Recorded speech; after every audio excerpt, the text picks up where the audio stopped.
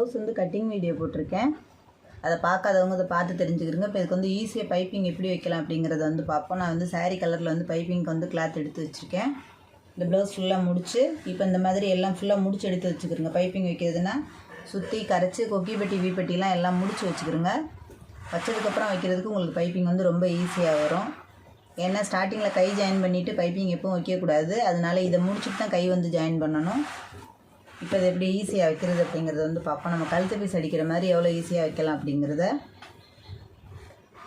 இந்த மாதிரி ஒரு 1.5 இன்ச்சு அகலத்துக்கு வந்து கிளாத் எடுத்து வச்சுக்கிறோங்க. நான் வந்து 2 கிளாத் எடுத்து வச்சுருக்கேன். இது வந்து நல்லா கிராஸாக போட்டு வந்து இதை வந்து ஜாயின் பண்ணிக்கிறோங்க. நம்ம போட்ட ஜாயிண்ட் வந்து தெரியாத அளவுக்கு. இது வந்து கிராஸ் பீஸ் தான், அதனால் உங்களுக்கு பிரச்சனை இல்லை. நீங்கள் வந்து நார்மலாகவே போட்டுக்கலாம். இந்த மாதிரி வந்து போட்டு எடுத்துக்கிறோங்க. அதை வந்து இது அளவு கரெக்டாக கட் பண்ணி விட்டுருங்க. இந்த மாதிரி வரணும் உங்களுக்கு. இதில் வந்து மொத்தமாக இருக்குது அப்படின்னு சொன்னால் இந்த 2 துணியை வந்து 2 கிளாத்தையும் வந்து பிரிச்சுக்கிறோங்க. பிரிச்சுட்டு வேறு நகத்தை வச்சு நல்லா தேய்ச்சி விட்ருங்க. அப்போ நமக்கு வந்து ஜாயின் போட்டதுக்கான ஒரு இதே தெரியாது. அயன் பாக்ஸ் இருந்தால் நீங்கள் வந்து அயன் பண்ணிக்கிட்டால் கூட ஒன்றும் தெரியாது. இந்த இது கரெக்டாக அந்த 2 கேப்பில் வந்து உள்ளே விட்டு கரெக்டாக தேய்ச்சி விட்ருங்க. உள்ளே போயிடும். இப்போ நம்ம எடுத்து வச்சுருக்க கிளாத் வந்து நம்ம கழுத்து பீஸ் எப்படி அடிப்போமோ அதே மாதிரி வந்து அடிச்சுக்கலாம். நல்ல கான்ட்ராஸ்டான கலர் வந்து இது சாரீ வந்து இந்த கலரு. இப்போ கொக்கி பக்கம் அளவு ஏத்திறக்கம் பார்த்துக்கிறோங்க. ஒரு 1/4 இன்ச்சு வந்து இந்த மாதிரி மடிச்சுக்கிறோங்க. நீங்கள் தையலுக்கு எந்த அளவுக்கு பிடிச்சி இப்போ தைக்கிறதுக்கு விட்டுருக்கீங்களோ அதே அளவுக்கு வந்து தைச்சிக்கிட்டு வந்துடுங்க.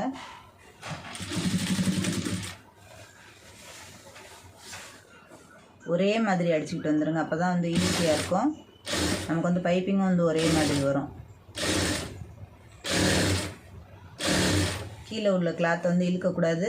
மேலே உள்ளதை மாத்திரம் லைட்டாக, ரொம்ப இல்லை, ஒரு லைட்டாக கொஞ்சம் இழுத்து வச்சுக்கிறோங்க.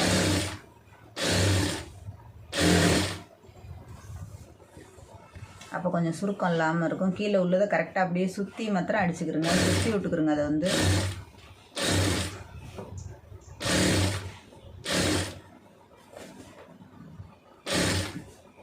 இந்த மாதிரி அடிக்கிறது ரொம்ப ஈஸியாக வரும் பைப்பிங் வந்து உங்களுக்கு.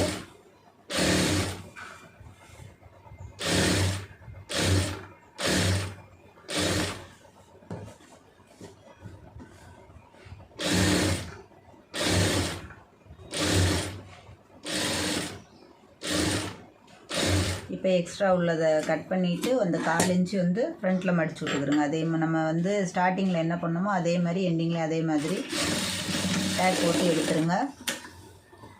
இப்போ கரெக்டாக அங்கெங்கே கேப்பில் வந்து, அதாவது இந்த எங்கெங்கே ரவுண்டு இருக்கோ அந்த இடம்லாம் வந்து நல்லா கட் பண்ணிடுங்க. அப்போ வந்து ஈஸியாக இருக்கும். அந்த ஃபினிஷிங்கும் நீட்டாக கிடைக்கும் உங்களுக்கு. தையலுக்கு உள்ளே கட் பண்ணிடாமல் கரெக்டாக அந்த கேப்பில் மாத்திரம் கட் பண்ணுங்கள். எங்கெங்கே திரும்பாமல் இருக்குதோ அது பூரா கட் பண்ணிட்டீங்கன்னா உங்களுக்கு அழகாக வந்து ரவுண்டு வந்து திரும்பும்.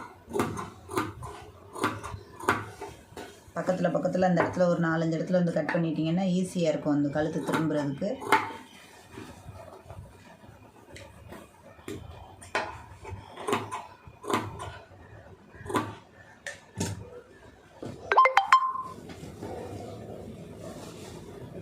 இப்போ இதை வந்து கரெக்டாக இந்த அளவுக்கு வந்து மெயின் பீஸில் துணி, அதாவது இந்த பீஸில் துணி தையல் விழுகிற மாதிரி ஓட்டு தையல் வச்சு போட்டுக்கிறோங்க. அப்போ வந்து ஈஸியாக இருக்கும். நீங்கள் தைச்சிட்டு பிரித்து விட்றதுக்கு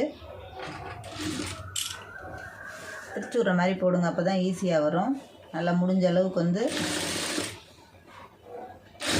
ஒரே மாதிரி போட்டுருங்க.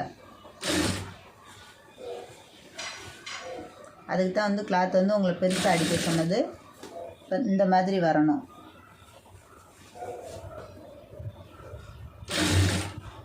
நல்ல பெரிய தையலாக வச்சுட்டிங்கன்னா தைச்சிட்டு வந்து பிரித்து விட்டுறலாம்.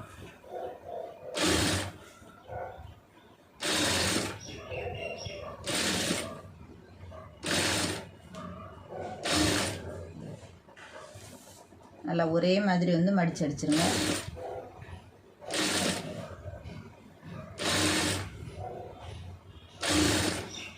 ரொம்ப ஸ்லோவாக வைக்கிற பைப்பிங்க்கு இந்த மாதிரி அடிச்சிங்கன்னா ரொம்ப ஈஸியாக வந்து அடிச்சிடலாம்.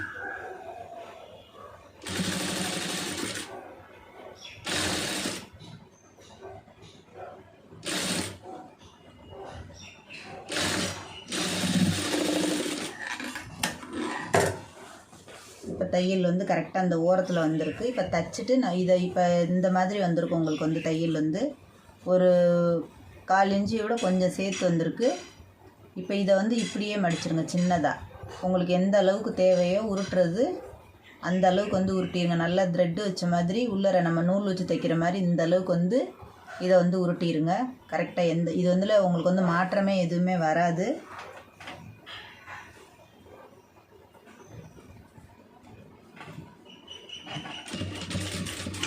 தையல் வந்து இது வந்து ரொம்ப பொடி தையல் வச்சுக்கிறோங்க. கரெக்டாக அந்த கேப்லேயே போட்டுருங்க. இது வந்து ஒரே மாதிரி வந்துடும் உங்களுக்கு பைப்பிங் வந்து நீட்டாக. இதில் விலகவும் மாட்டாது. உங்களுக்கு துணி பிரச்சனையே இல்லை. இந்த மாதிரி அடிக்கிறது ஒரே மாதிரி பைப்பிங் வரும். கஷ்டமும் இருக்காது அடிக்கிறது வந்து.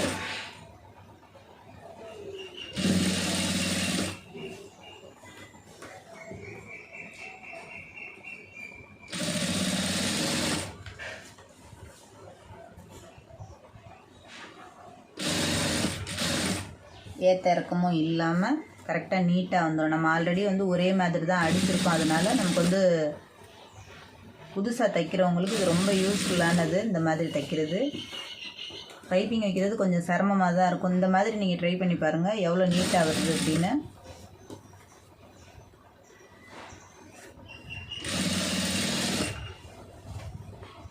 தையல் மேலே தெரிஞ்சதுன்னா அதை பிரித்து விடலாம். அப்படி இல்லையா தாராளமாக நீங்கள் அப்படியே வந்து உள்ளே விட்டுறலாம். தைச்சிட்டு பிரிக்கும்போது சுருக்கம் வரும் அப்படிங்கிறதெல்லாம் கிடையாது. அது சுருக்கம்லாம் வராது. நம்ம எடுத்து விட்டுறலாம். அதை வந்து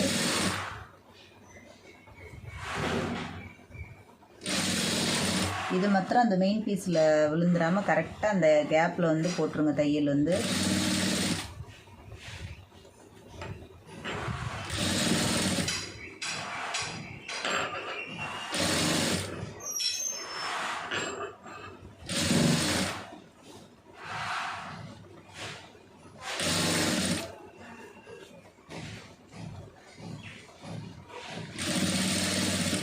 இதில் எங்கேயும் வந்து உங்களுக்கு திருகவெல்லாம் மாட்டாது. நம்ம கழுத்து பீஸ் அடிக்கிறது மாதிரி அடிக்கிறதுனால வந்து திருகிறதுக்கெலாம் வாய்ப்பு இல்லை.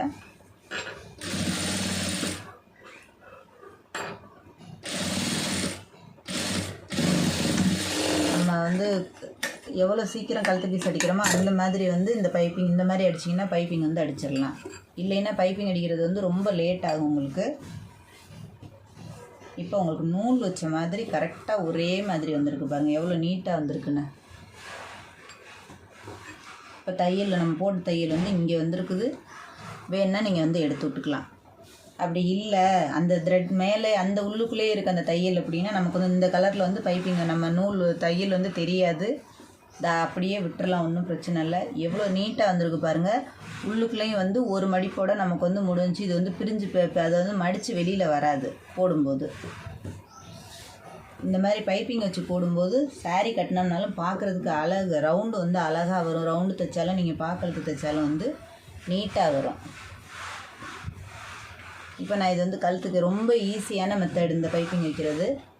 இதை நீங்களும் வந்து ட்ரை பண்ணி பாருங்கள். ஒரு 2-3 ப்ளவுஸ் கொஞ்சம் கஷ்டமாக இருக்கும். கழுத்து பீஸ் வந்து நீட்டாக அடிக்கிறவங்களா இருந்தால் உங்களுக்கு அடிக்கிறதுக்கு ரொம்ப ஈஸியாக இருக்கும். இப்போ இதே மாதிரி நீங்களும் வந்து ட்ரை பண்ணி பாருங்கள். என்னால் முடிஞ்ச அளவுக்கு எவ்வளோ ஈஸியாக என்னென்ன பண்ண முடியுமோ நான் வந்து வீடியோ வந்து அப்லோட் பண்ணுறேன். தொடர்ந்து நான் போடுற வீடியோ ஃபுல்லாக பாருங்கள். வீடியோ பிடிச்சிருந்துச்சுன்னா லைக் பண்ணுங்கள், ஷேர் பண்ணுங்கள், மறந்துடாமல் சப்ஸ்கிரைப் பண்ணுங்கள், சேனலுக்கு சப்போர்ட் பண்ணுங்கள்.